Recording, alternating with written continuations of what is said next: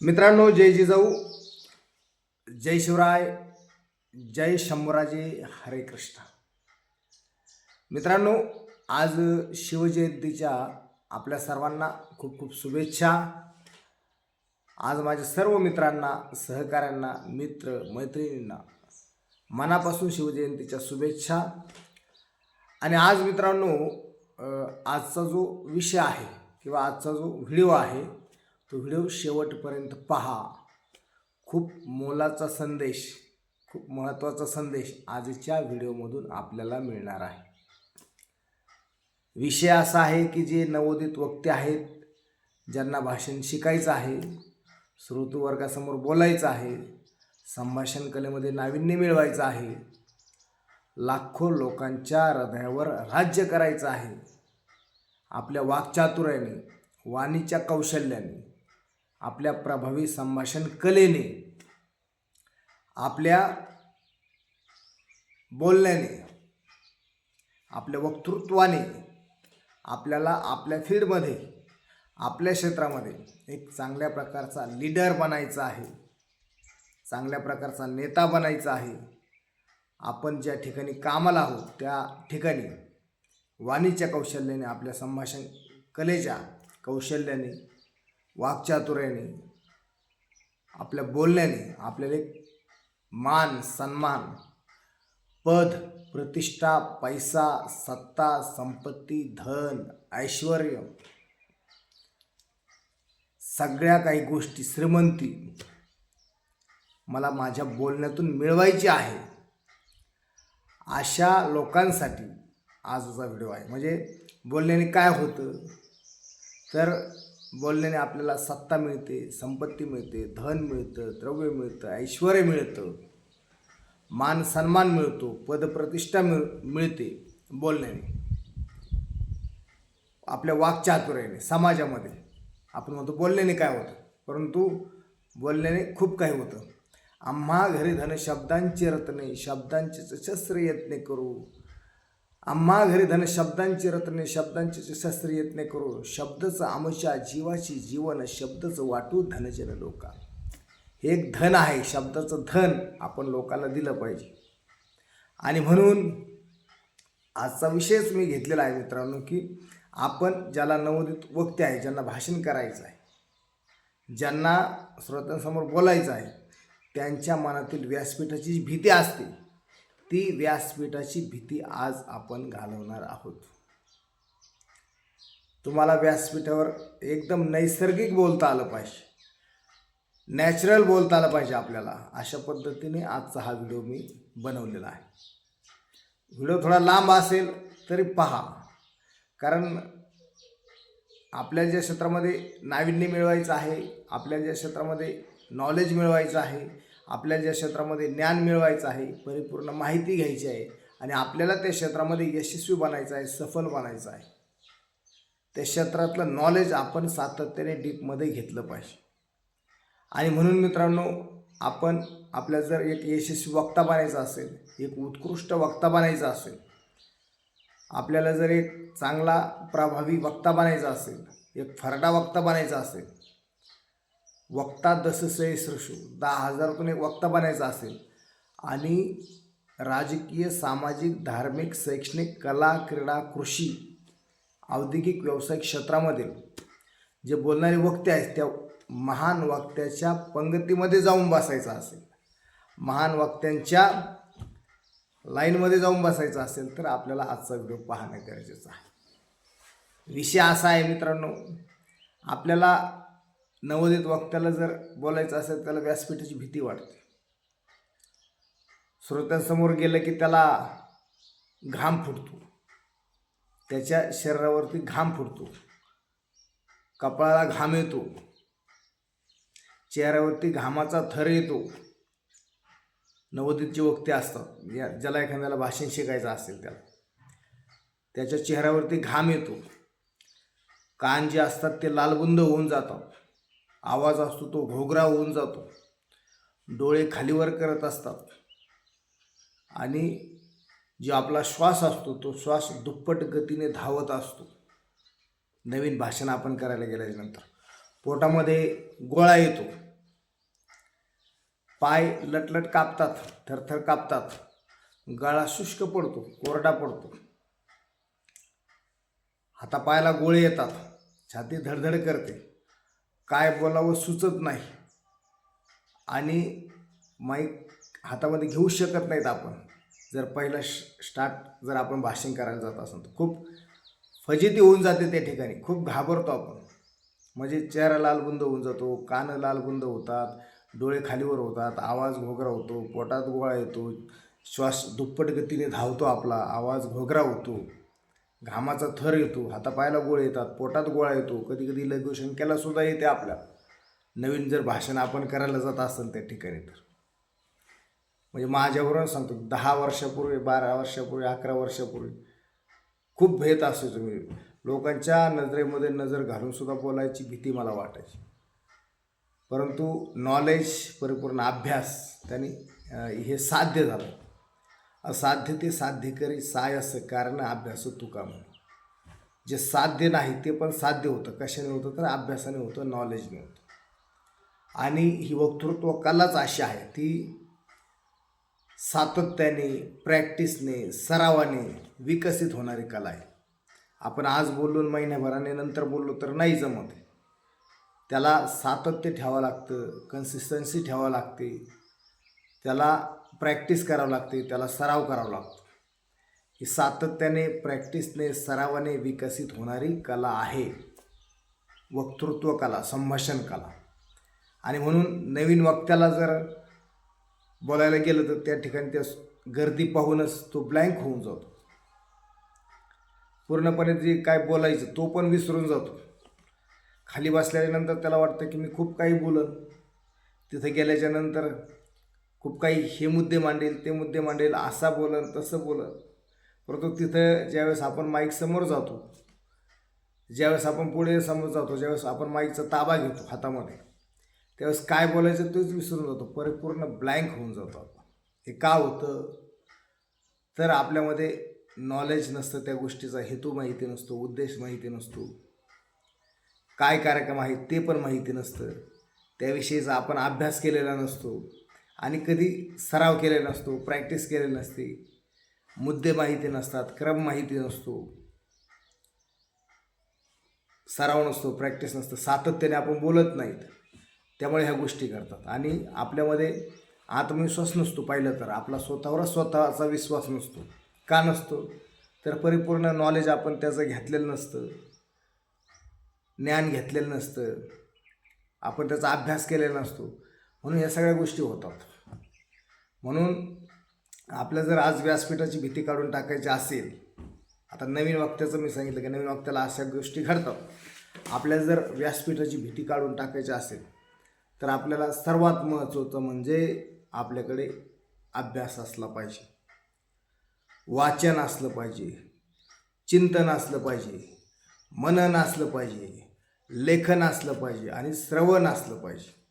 आपण ऐकलं पाहिजे, समोरचा काय बोलतोय ते ऐकलं पाहिजे चांगल्या पद्धतीने, वाचन केलं पाहिजे, लेखन केलं पाहिजे, आपण कंटिन्यू दिसा माझी दिस काहीतरी लिहिलं पाहिजे, प्रसंगाशी काहीतरी वाचलं पाहिजे, ऐकलं पाहिजे, लेखन केलं पाहिजे, वाचलं पाहिजे, ऐकलं पाहिजे, कंटिन्यू सातत्य त्याच्यामध्ये ठेवलं पाहिजे.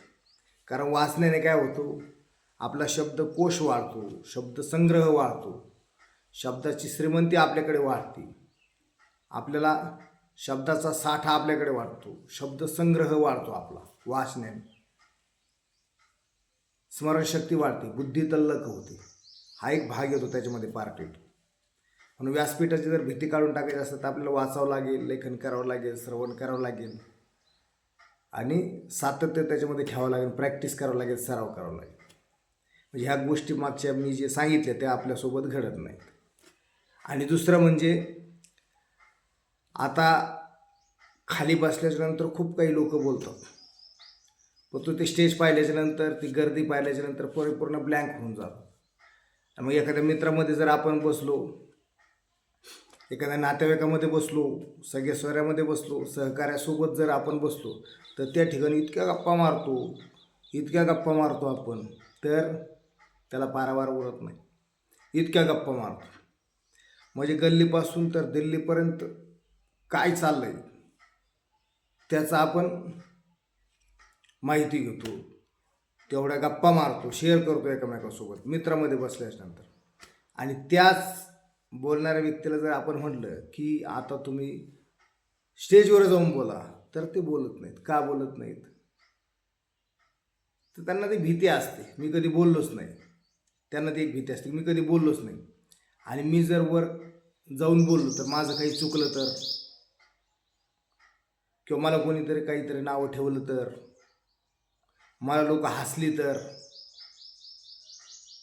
मला लोकांनी नावं ठेवलं तर, मला लोकांनी माझा अपमान केला तर, माझ्याकडून काही चुकीचा शब्द गेला तर, हे प्रश्न त्याला भेडसावतात.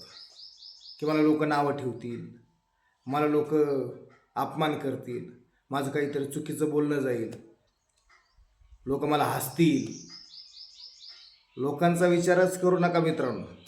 ज्याला भाषण करायचं असेल, ज्याला संभाषण कला, वक्तृत्व कलामध्ये निपुण व्हायचं असेल, तर लोकांना लोकांचा विचार करायलाच वेळ नाही, की आपला कधी विचार करणार.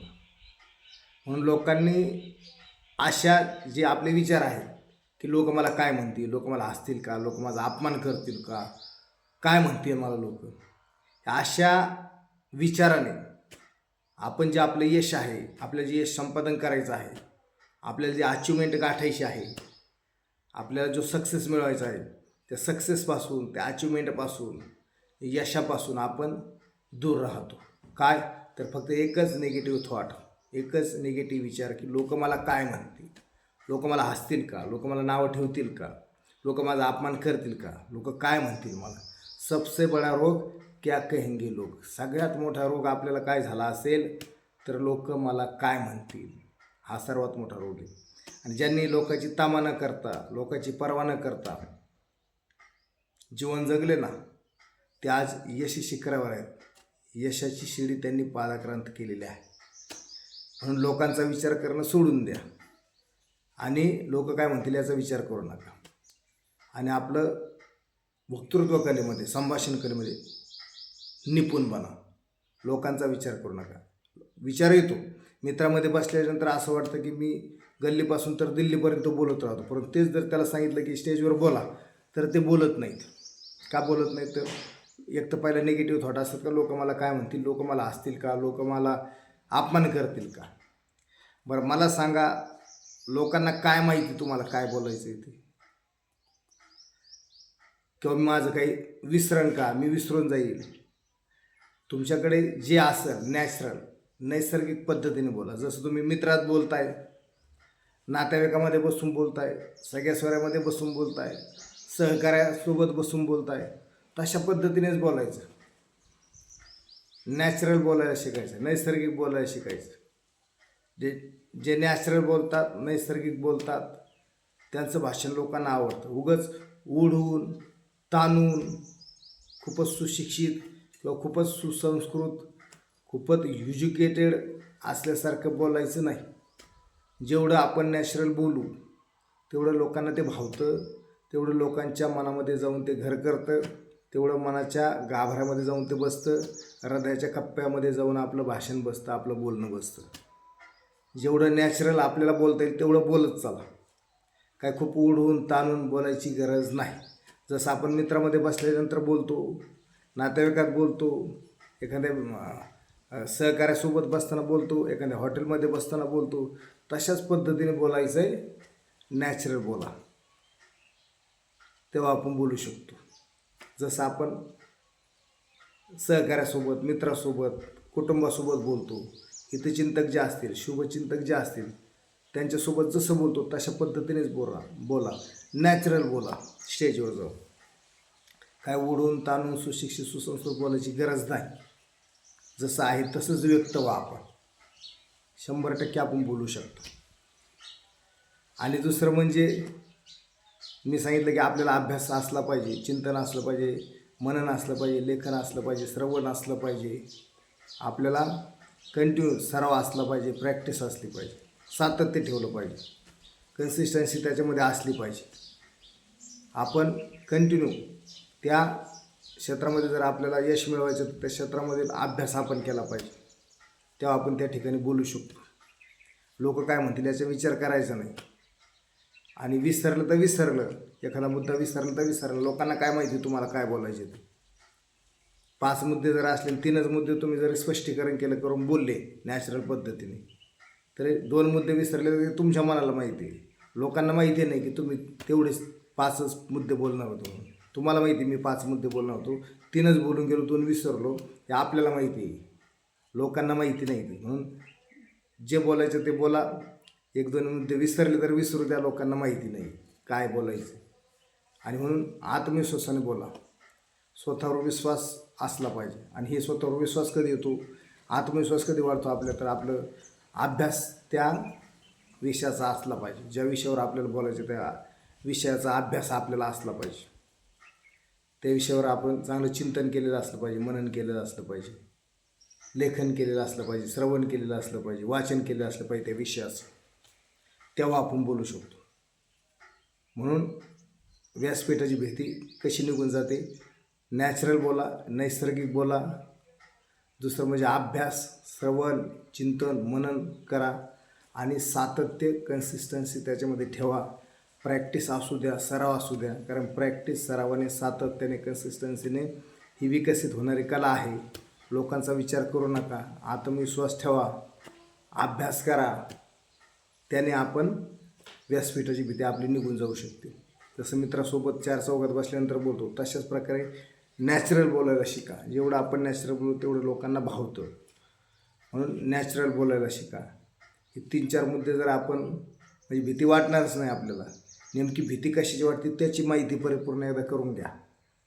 नेमकी मला लोकांची भीती वाटते, पुढच्या श्रोत्यांची भीती वाटते, समुदायाची भीती वाटते, गर्दीची भीती वाटते का, हे एकदा चिंतन करा. नेमकं भीती कशाची वाटते? माईकची भीती वाटते, पोडियमची भीती वाटते, की व्यासपीठावर बसलेल्या प्रमुख अतिथींची भीती वाटते, समोरच्या गर्दी श्रोत्यांची भीती वाटते,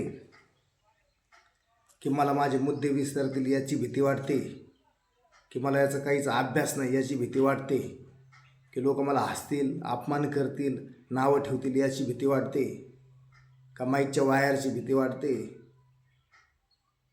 का नेमकं कशाची भीती वाटते? याच्या खोलामध्ये जा, डीपमध्ये जा. माझं काही चुकेल का याची भीती वाटते.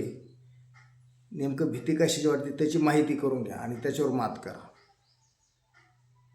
म्हणून भीती बाळगू नका. नवोदित वक्त्यांसाठी खूप सुंदर असा विषय आहे की आपण कंटिन्यू सातत्याने, प्रॅक्टिसने, सर्वांनी विकसित होणारी कला आहे. लोकांचा विचार करू नका, अभ्यास करा, चिंतन करा, मनन करा, लेखन करा, श्रवण करा, वाचन करा. आणि नैसर्गिक पद्धतीने बोला, नॅचरल पद्धतीने बोला, आत्मविश्वासाने बोला. आत्मविश्वास केव्हा वाढतो? तर आपल्याला याचा अभ्यास केल्यानंतर, परिपूर्ण नॉलेज आणि ज्ञान आपण घेतल्याच्यानंतर आपला आत्मविश्वास ऑटोमॅटिक वाढतो. कारण बाबासाहेब आंबेडकरांनी एक ठिकाणी सांगितलं, शिक्षण हे वाघिणीचं दूध आहे. ते जर आपण घेतलं तर गुरगुरल्याशिवाय राहणारच नाही. म्हणून आपण जेवढं ज्ञान अपग्रेड करू तेवढं आपण बोलू शकू. म्हणून आपल्याला जर व्यासपीठाची भीती वाटत असेल तर नॅचरल पद्धतीने बोला. खूप ओढून ताणून, सुशिक्षित, खूपच एज्युकेटेड असल्यासारखं नका बोलू. जे आपलं आहे अशाच पद्धतीने व्यक्त व्हा. तेव्हा आपण सहजासहजी व्यासपीठाची भीती आपली निघून जाऊ शकते 100%. आणि म्हणून व्हिडिओ जर आपल्याला आवडला असेल तर लाईक करा, शेअर करा, इतरांनाही पाठवा, की जेणेकरून त्यांना माहिती होईल, त्यांच्या जीवनामध्ये सुद्धा बदल घडेल. अशा पद्धतीने लोकांनाही शेअर करा. आणि व्यासपीठाची भीती मनातून काढून टाका आणि व्यक्त व्हायला शिका. लाखो करोड लोकांच्या मनावर अधिराज्य गाजवा आपल्या वाणीच्या कौशल्याने, वाक्चातुर्याने, वक्तृत्व कलेने, संभाषण कलेने. आणि एक फरडा वक्ता बनावा. 10,000तून 1 वक्ता. तुम्ही वक्त्याच्या यादीमध्ये तुम्ही आल्याच्या नंतर तुम्हाला मान, सन्मान, सत्ता, संपत्ती, श्रीमंती सगळ्या गोष्टी मिळायला पाहिजे, फक्त केवळ आपल्या बोलण्याने. म्हणून फरडा वक्ता बना. वक्ता दससे यशस्वी. 10,000तून 1 वक्ता असतो, त्याच्यातून तुम्ही 1 बना. म्हणजे आपण चांगल्या प्रकारे आपल्या क्षेत्रामध्ये सुद्धा वाणीच्या कौशल्याने यश मिळवू शकतो. यशाची शिडी पादाक्रांत करू शकतो. म्हणून 100% कॉन्फिडंट राहा, आत्मविश्वासी राहा, अभ्यास करा, प्रॅक्टिस करा. सातत्याने विकसित होणारी कला आहे. म्हणून ह्या कलेकडे दुर्लक्ष करू नका मित्रांनो. ही कला खूप महान बनवते. झिरोपासून हिरोपर्यंत बनवण्याची ताकद ही कला ठेवते संभाषण कला, वक्तृत्व कला. म्हणून वक्तृत्व कलेच्या माध्यमातून जर आपल्याला उत्कृष्ट वक्ता बनायचं असेल, यशस्वी व्यक्ती बनायचं असेल, तर ही कला खूप सुंदर कला आहे. सातत्याने प्रॅक्टिसने विकसित होते. हा व्हिडिओ जर आपल्याला आवडला असेल तर लाईक करा, शेअर करा, कमेंट्स करायला विसरू नका आणि यूट्यूब चॅनल सबस्क्राईब करा. धन्यवाद. जय जिजाऊ, जय शिवराय.